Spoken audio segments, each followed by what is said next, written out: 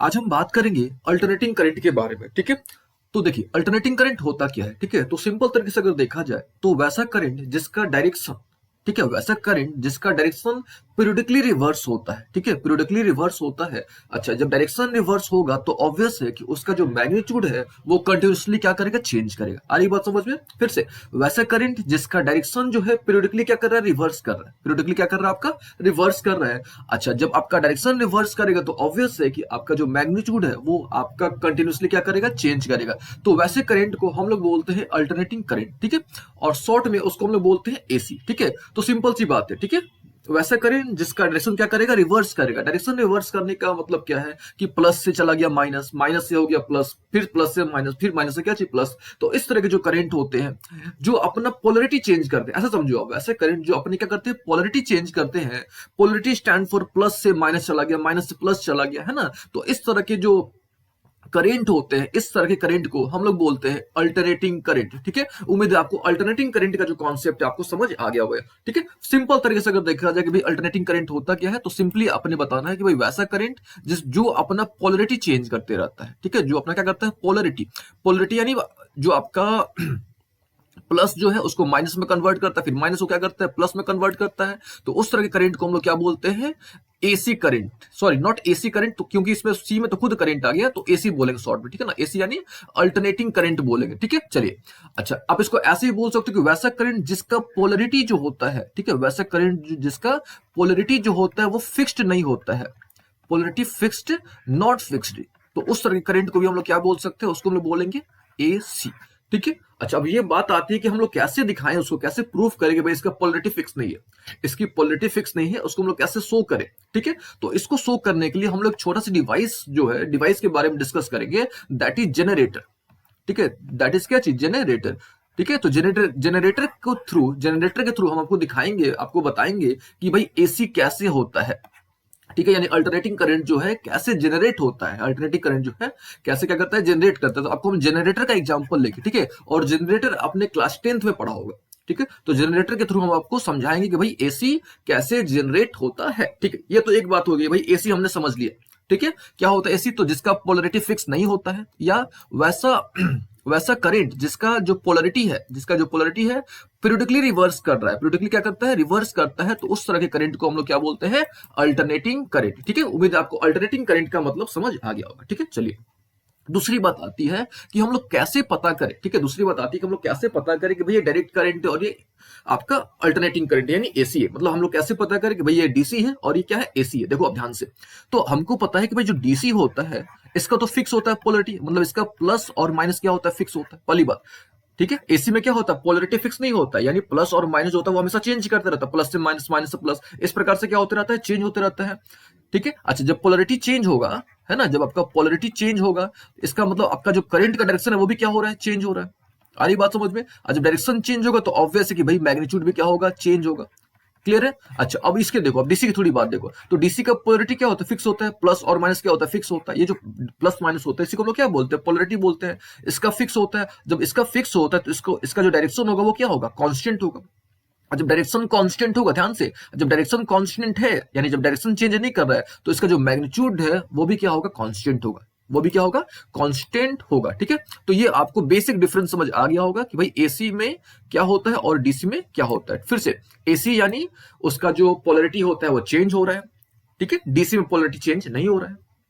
ठीक है, एसी का जो मैग्नीट्यूड है वो बार बार चेंज हो रहा है, कंटिन्यूसली उसका मैग्नीट्यूड चेंज हो रहा है। क्यों चेंज हो रहा है, क्योंकि उसकी पोलरिटी चेंज हो रही है। जबकि डीसी में क्या है कि डीसी का डायरेक्शन क्या है, फिक्स है। जब डायरेक्शन फिक्स है तो आपका मैग्नीट्यूड जो है करंट का वो भी क्या होगा, फिक्स होगा। दैट इज वाई हम लोग जो डीसी है ना, डीसी, उसको हम लोग इस प्रकार से रिप्रेजेंट करते हैं। ये देखो, ये सिंपल, ये जो लाइन है ना, ये किसको रिप्रेजेंट कर रही है, डीसी को रिप्रेजेंट कर रहा है। ठीक है, ये क्या रिप्रेजेंट कर रहा है भाई, कांस्टेंट। आ रही बात समझ में?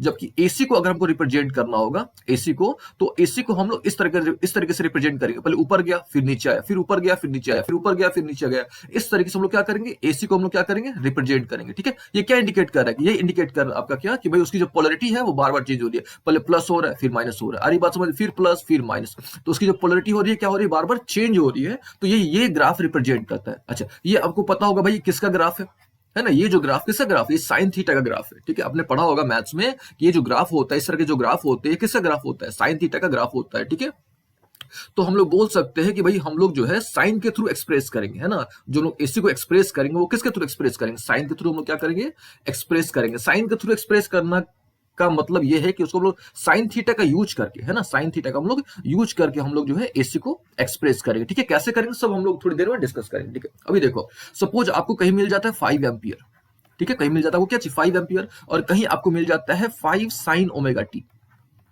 5 साइन ओमेगा टी। तो आपने बता देना है कि भाई ये कांस्टेंट है, यानी ये डीसी है आपका, ये क्या आपका डीसी है। जबकि इस तरह का अगर आपको मिल जाता है 5 साइन ओमेगा टी एम्पियर, अगर आपको इस तरह का मिल जाता है तो समझ लो कि क्या है, एसी है। आ रही बात समझ में। तो सिंपल सा तरीका है, पहचाना जाए कैसे कोई कौन सा एसी और कौन सा कैसी है, डीसी है। इसमें तो कोई चेंज वाला नहीं है ना, कुछ भी इसमें ऐसा कोई टर्म नहीं है जो चेंज हो, लेकिन यहाँ पे क्या आपका थीटा है ना, यहाँ पे क्या आपका थीटा, ये थीटा है। अरे बात समझ में, यहाँ पे क्या आपका थीटा, तो ये क्या होगा आपका साइन जो है, साइन थीटा क्या करेगा, चेंज होगा।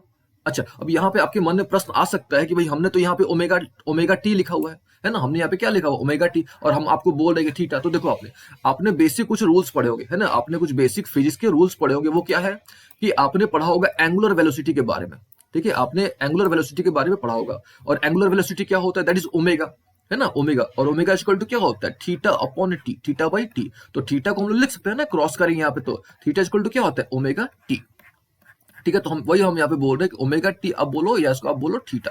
तो अगर इस तरह का मिल जाता है आपको 5 sign omega T, 6 sign omega T, अगर इस तरह का आपको मिल जाता है तो आपने बोलना है कि भाई ये जो है, ये जो इधर से करंट है वो कौन सा करंट है, ये एसी है, ठीक है। अगर आपको मिल जाता है 5A 6A 10A तो समझ लेना है कि क्या चाहिए, वो डीसी है, ठीक है। तो सबसे पहले हमने दो बेसिक डिफरेंस समझ लिए कि भाई एसी क्या होता है, पहली बात कि भाई जिसका डायरेक्शन क्या हो रहा है, चेंज हो रहा है, ठीक है। अच्छा, चेंज होना डायरेक्शन और रिवर्स होना, ठीक है, दोनों में थोड़ा सा डिफरेंस है। तो हम लोग यहाँ बोलेंगे डायरेक्शन रिवर्स हो रहा है। आरी बात समझ में, डायरेक्शन क्या हो रहा है, रिवर्स हो रहा है। तो ये आपने वर्ड यूज करना है, ठीक है। चेंज होने से अच्छा ये वर्ड हमने यूज करना है कि भाई रिवर्स हो रहा है, यानी प्लस से क्या हो रहा है, माइनस हो रहा है, फिर माइनस से क्या हो रहा है, प्लस हो रहा है, ये हम लोग वर्ड यूज करेंगे, ठीक है। अच्छा, जब डायरेक्शन रिवर्स करेगा तो ऑब्वियसली मैग्नीट्यूड रिवर्स करेगा, ठीक है। ये पॉइंट, पहला पॉइंट क्लियर है। दूसरा पॉइंट क्या है भाई, कि कैसे रिप्रेजेंट करा जाएगा एसी को, तो हम लोग इस प्रकार से रिप्रेजेंट करेंगे।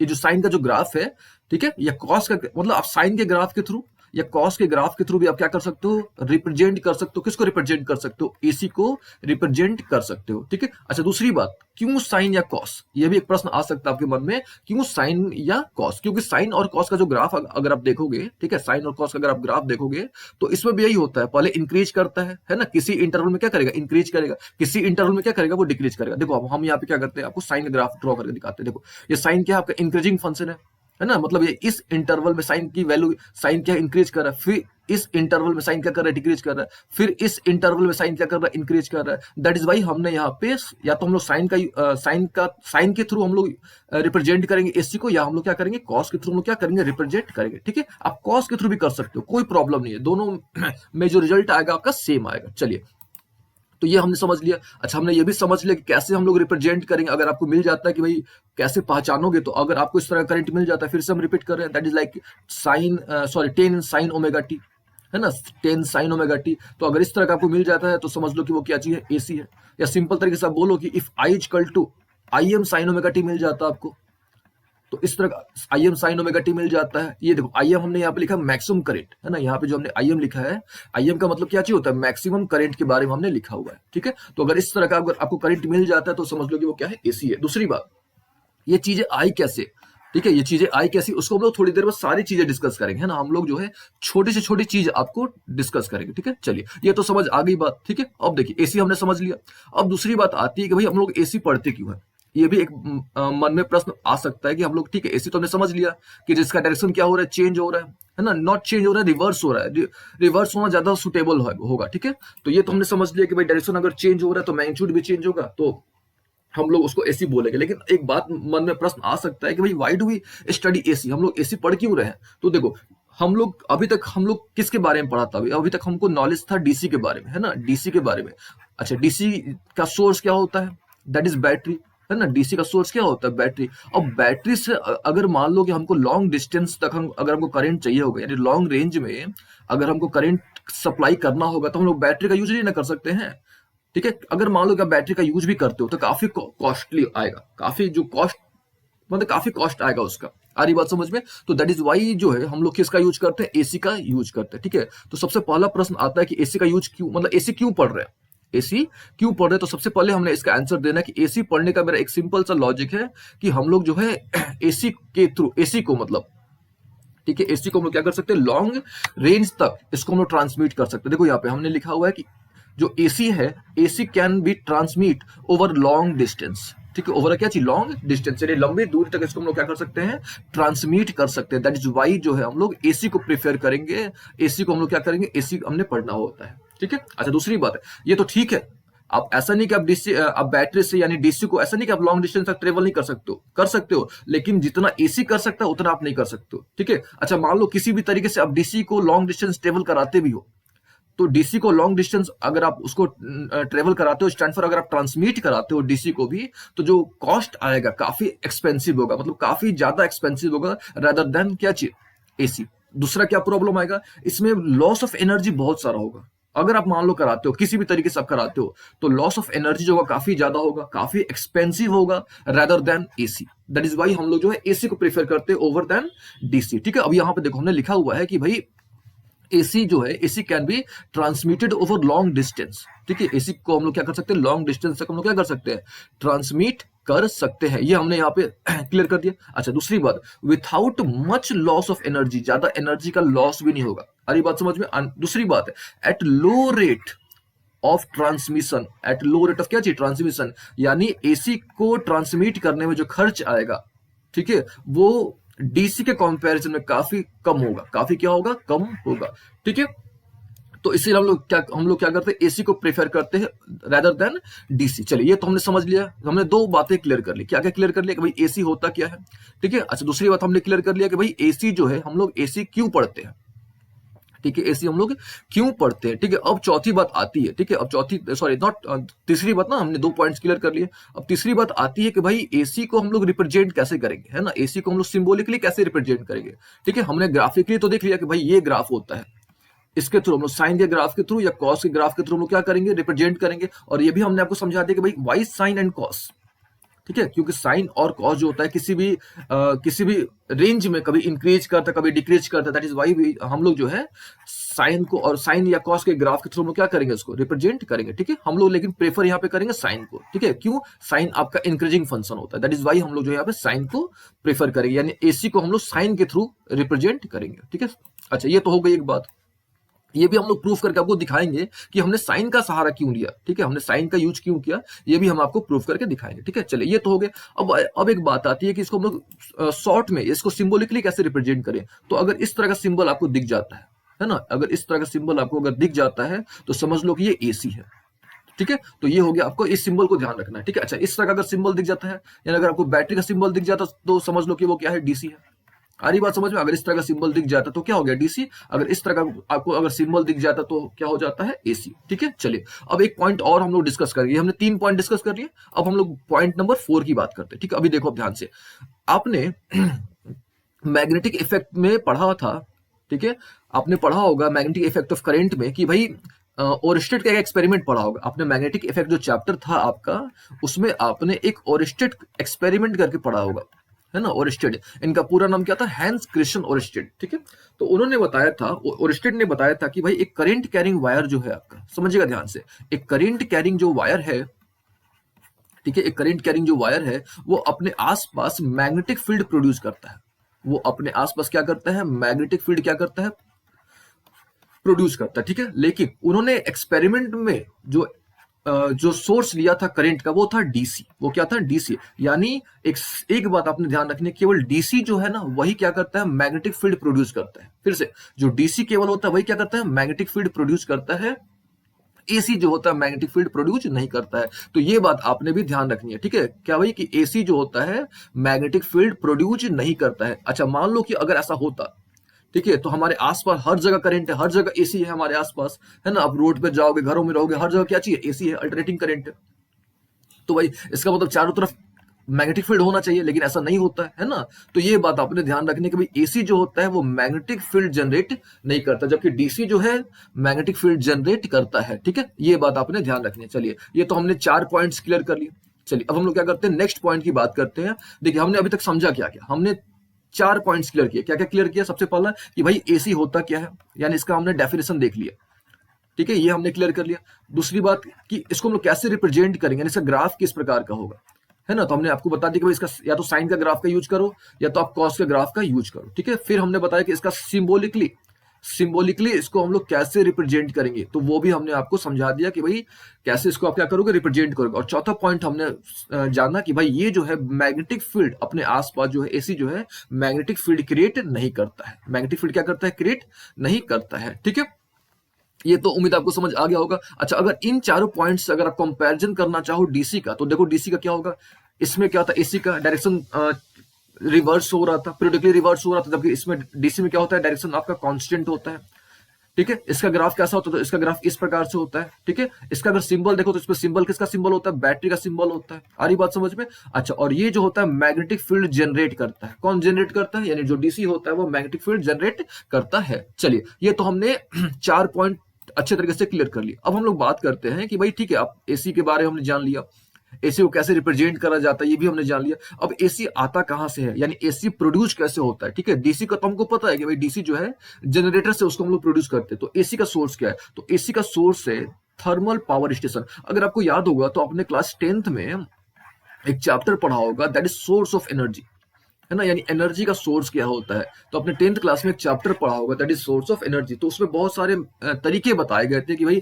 एनर्जी को उत्पन्न कैसे करा जाए, यानी एनर्जी को कैसे जनरेट करा जाए, उसके बहुत सारे तरीके बताए गए थे, ठीक है। लेकिन अभी हमने जो है कि एसी का सोर्स क्या है उसके बारे में बात करें। तो एसी का बहुत सारे सोर्स है। सबसे पहला जो सोर्स है यहाँ पे, that is thermal power station, ठीक है। आपको एक ये ध्यान में रखना है। दूसरा, हाइड्रो इलेक्ट्रिक पावर प्लांट, ये है। और बहुत सारे पोर्टेबल जनरेटर होते हैं, उसके थ्रू भी हम लोग क्या कर सकते हैं, एसी को प्रोड्यूस कर सकते हैं। और ये कैसे प्रोड्यूस करते हैं इसको हम लोग आपको करके भी दिखाएंगे। स्टैंड फॉर हम लोग जनरेटर के थ्रू, जो आपने 10th क्लास में पढ़ा था, जनरेटर के थ्रू इसको हम आपको बताएंगे, करके समझाने की कोशिश करेंगे, ठीक है, कि जो एसी होता है वो किस प्रकार से क्या होता है, प्रोड्यूस होता है। चलिए, ये तो हमने 5 पॉइंट्स क्लियर कर लिया, ठीक है। अभी हम लोग क्या करते हैं, नेक्स्ट पॉइंट की बात करते हैं, यानी पॉइंट नंबर 6। हम लोग पॉइंट नंबर 6 की बात करते हैं, ठीक है। अभी आप देखो पॉइंट नंबर 6 क्या है, कि अभी आप देखो, आपको पता होगा कि हमारे घरों में, है ना, हमारे जो घर है हमारे, उसमें बहुत सारे इलेक्ट्रिकल डिवाइसेज होते हैं, है ना। बहुत सारे क्या चीज होते हैं, इलेक्ट्रिकल डिवाइसेज होते हैं,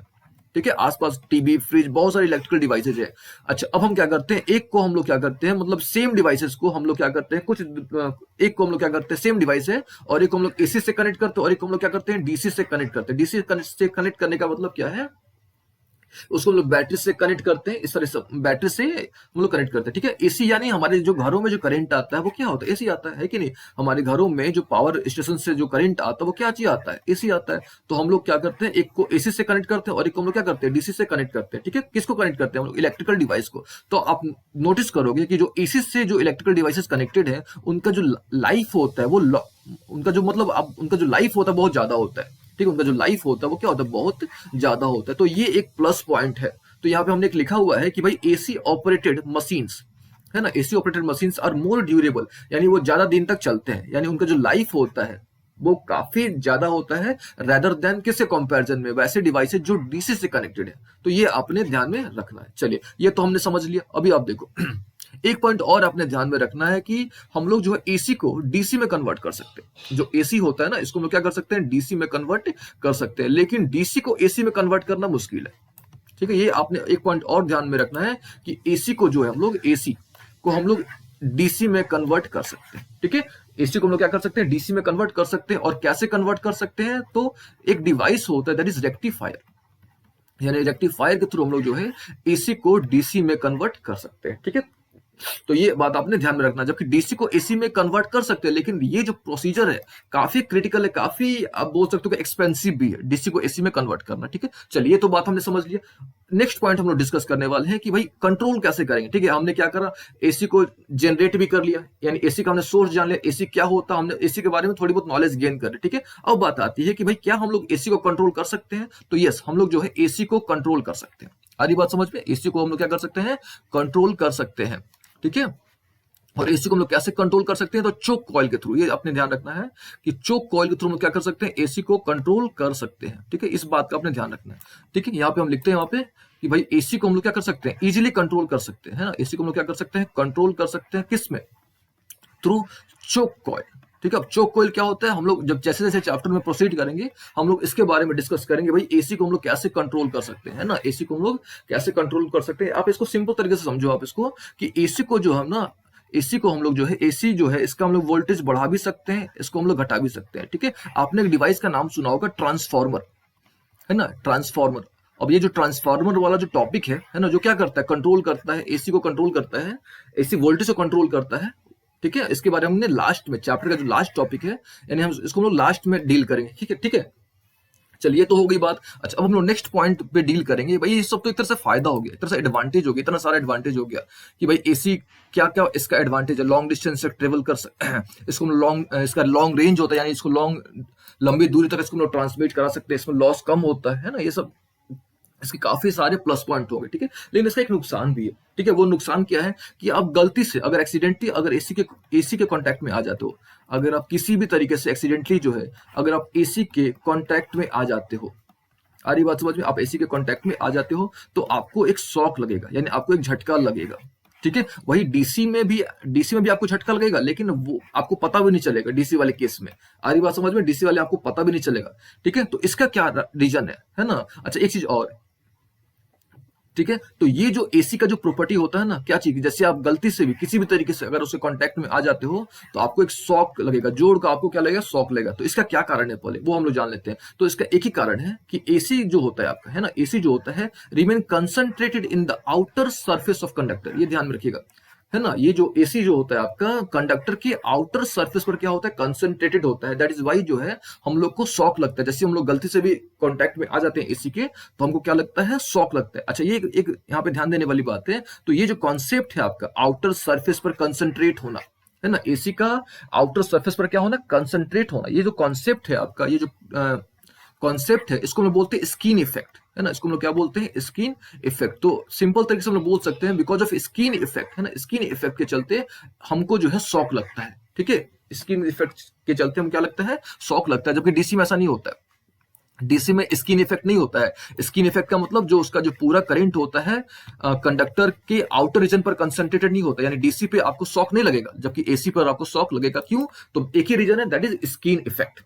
आ रही बात समझ में। चलिए, ये तो हमने बेसिक सारी चीजें क्लियर कर ली, भाई एसी क्या होता है वो हमने क्लियर कर लिया। अच्छा, एक पॉइंट हम लोग और यहाँ पे डिस्कस करें। ठीक है, अभी देखो, आप एक आपने वर्ड सुना होगा, हमेशा आपने वर्ड सुना होगा कि भाई फ्रीक्वेंसी, एसी का फ्रीक्वेंसी, हमेशा आपने ये वर्ड सुना होगा। ठीक है, एसी का फ्रीक्वेंसी, तो हमेशा आपने एक वर्ड सुना होगा कि इंडिया में एसी का जो फ्रीक्वेंसी होता है वो 50 हर्ट्ज होता है। ठीक है, 50 हर्ट्ज होता है। इसका मतलब क्या होता है वो हम लोग थोड़ा समझते हैं। देखो, 50 हर्ट्ज, ठीक है, अभी देखो आप, हर्ट्ज का यहाँ मतलब है सीपीसी से। ठीक है, हर्ट्ज का यहाँ मतलब है सीपीसी से। आ रही बात समझ में। अब सीपीसी क्या होता है वो हम लोग थोड़ा समझ लेते हैं। ठीक है, अभी देखो, ये हमने यहाँ पे क्या करा, एक एसी हमने यहाँ पे एक ग्राफ ड्रॉ करा। ठीक है, और ये ग्राफ किसको रिप्रेजेंट कर रही है, एसी को ग्राफ रिप्रेजेंट कर। आ रही बात समझ में।